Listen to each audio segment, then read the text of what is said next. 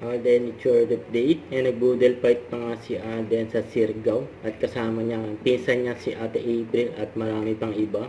Kung masaya dyan, enjoy. At bago yan, nagkaroon muna ng prayer. Nourishment to our bodies, and we pray for the people who doesn't have food on their table.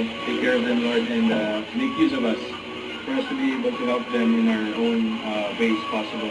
And thank you so much for all the blessings, for waking us up, for making every day possible, and for making every day blessed for all of us here tonight. In Jesus' name we pray. We lift up everything to you. Amen. Amen. And hello guys, this is Sheldon Richards, and I'm inviting everyone to please join us. It's coming May 30 for the Sparkle Fun Run. Actually, this is the first ever. Yes. First ever Sparkle Fun Run sa Quirino Grandstand po. So I'll see you guys there. Takbo na tayo. Makikitakbo na ako with you guys. Yay! And yun, registration is still open. So register na kayo. See you guys!